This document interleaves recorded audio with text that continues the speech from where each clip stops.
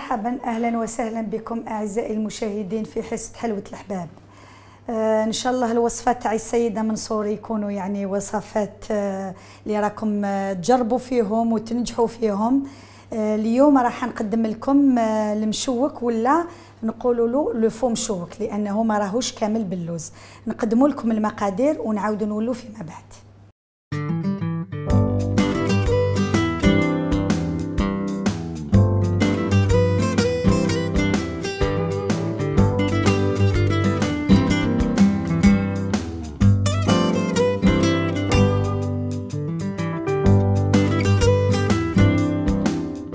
عندنا هنايا مقدار معين من الفارينة، 125 غرام مارغرين، كاس تاع اللوز ولا كاوكاو ولا نواه كوكو نستعملو حنا وما حبينا.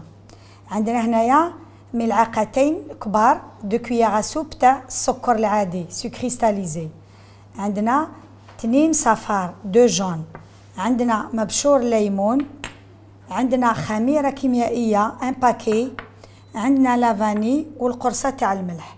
للتزيين عندنا هنايا لا سوريس كونفيت اللي هي الكرز المصبر، عندنا اللوز يكون هكذا مرحي خشين، وعندنا العسيلة. نبداو بالتحضير.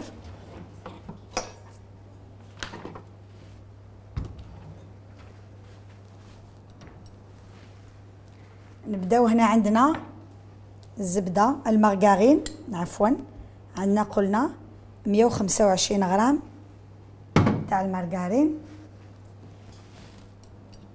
وعندنا 2 مغارف كبار تاع لو سو كريستاليزي،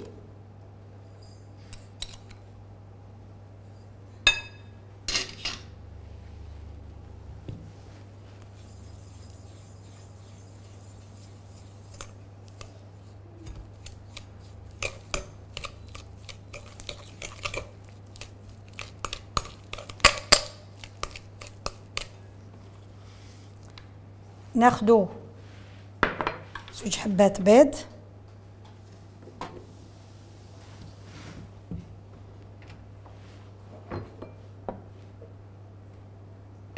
ولا نديرو هنا نستعملو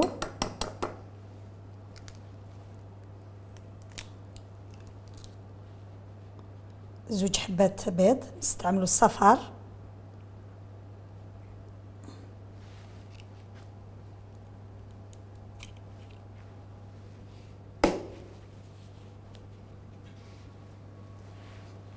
وهنا نزيدو ان دوزيام جون،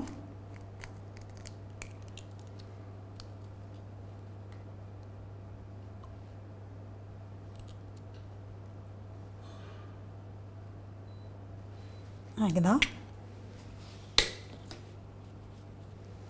وهنا بياض البيض تاعنا نحتفظو نحتاجوه فيما بعد. نحركو هاد لو جون مع الزبدة مع المارغرين والسكر،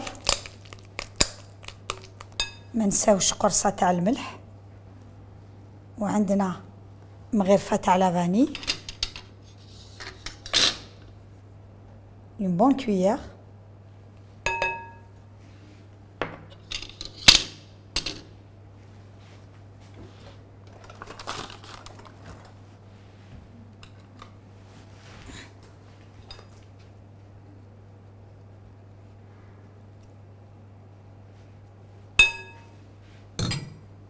نضيفو لو زيست دو سيترون، نحركو هكذا مليح،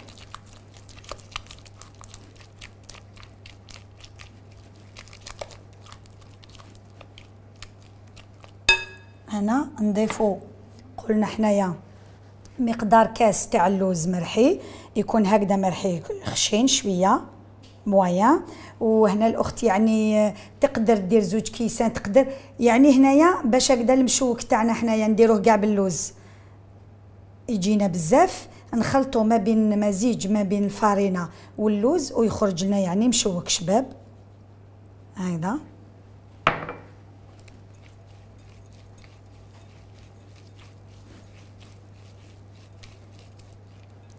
ناخدو الفارينة، قلنا ان باكي د ليفور،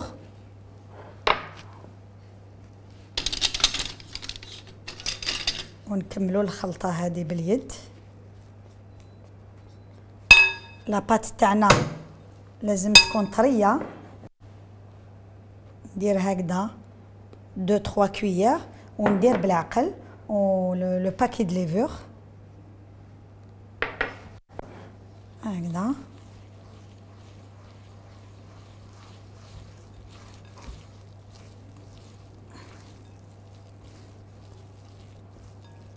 ما نزيدلهاش بزاف لانه لو نكتر الفارينه المشوك تاعنا ما يخرج لناش يعني كيما حبينا.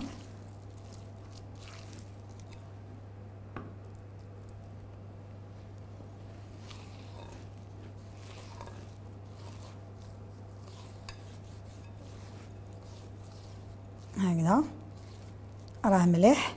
وكي نكونوا نخدموا يعني نستعملوا لافارين باش ما يلصقلناش في اليد، نفضل نخليه هكذا.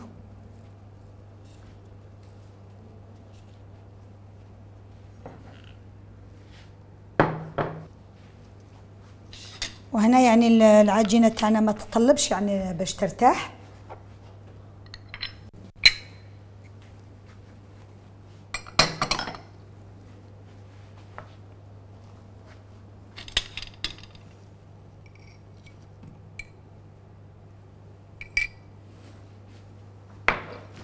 هنا نبداو نخدموا في لو فو مشوك تاعنا.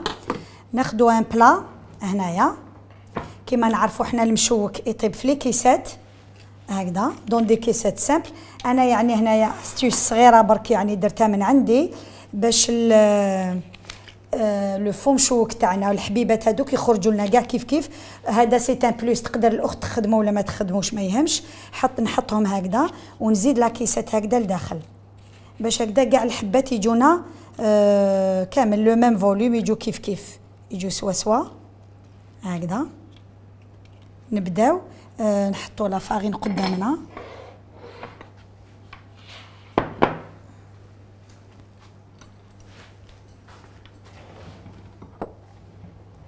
قلنا لو بلون دوف تاعنا نحتاجوه،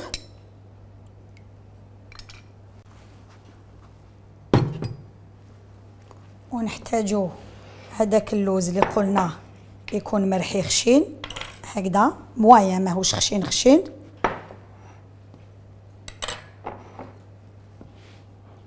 نبداو يعني تقدر الاخت توزنهم وتقدر تخدمهم يعني هكذا بالعين برك. نزيدو هكذا نخدمو حبيبات. حنا نمدو افكار للاخت وهي يعني تقدر تزيد ولا تنقص كوم elle peut changer le décor la forme هكذا. ناخدو الحبه نرميوها في لو بلون،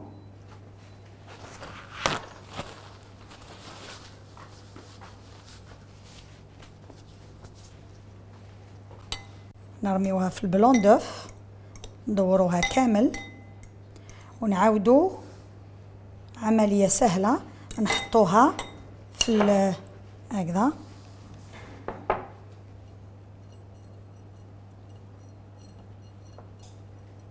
وناخدو الحبة نحطوها في لاكيسات. والاخت الا حبت دير يعني الحبات الصغار يعني هي حرة. نزيدو حبة هكذا نقلبوها كامل. هنايا يعني لا ميثود دو ترافاي هكذا كي نحط انا اليد اللي تكون مسخه بالبلون دوف ما نديرهاش في اللوز باش هكذا ما نشمخش اللوز ونستعمل يعني كونتيتي كبيره. دونك لازم نكونوا اورغانيزي في لو ترافاي تاعنا هكذا. نزيدو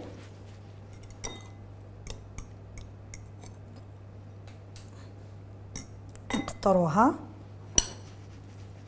نديرو هاد العمليه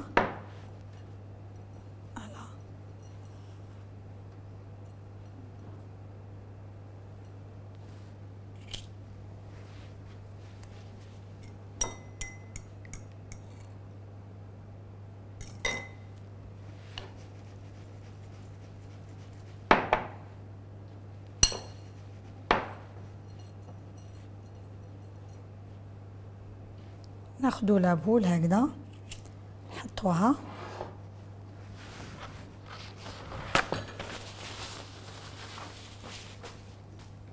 انا نخلي العجينه تاعي نكملها فيما بعد. هنا ناخدو لا سوريز نحطوها هكذا من الفوق.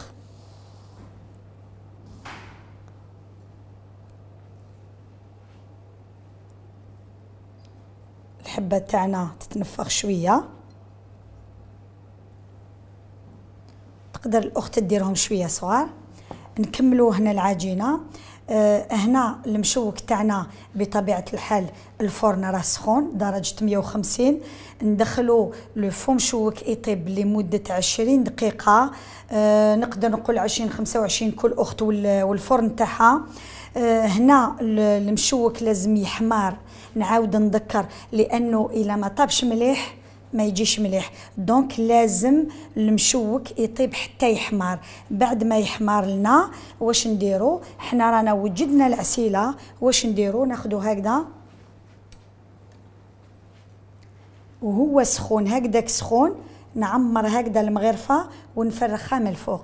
نعاود قلت المشوك ندخلو درجه 150 لمده 20 ولا 25 على حسب الفرن. نخليه يطيب حتى يحمر، ما يكونش دوغي، ما يكونش بيض، لان سينو كي نشربوه بالعسيله تولي لنا عجينه او فون. دونك يفو لو غري لازم يطيب فريمون دوغي، ان بو دوغي. هكذاك سخون كي نخرجوا لو بلا تاعنا كيما راكم تشوفوا العسيله هكذا تكون ما تكونش يعني جامده، تكون مليحه هكذا. بهذه الطريقه نرفدوا نفرغوا نديروا كامل مغرفه ونخلو حتى كي تتشرب نعاودوا اون فا لا روتيري من هاد ليمون اللي درنا. ندخلوا درك نكملوا لاباط تاعنا، نديروا الحلوتنا طيب ونعاودوا نولوا ونشوفوها في صحن تقديم.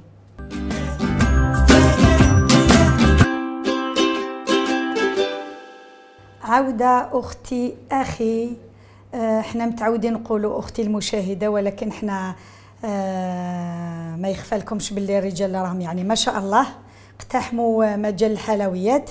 نقول أختي أخي المشاهدين، كما كنتوا تشوفوا لو فو مشوك راه طاب، وكما قلت لكم لازم يتحمر بهذه الطريقه، لان لو يعني يطيب يعني بيض ولا ما يطيبش مليح بعد ما نشربوه بالعسيله لاباط لداخل تتشمخ، دونك ما يخرج لناش لي ريزولتا اللي بغينا.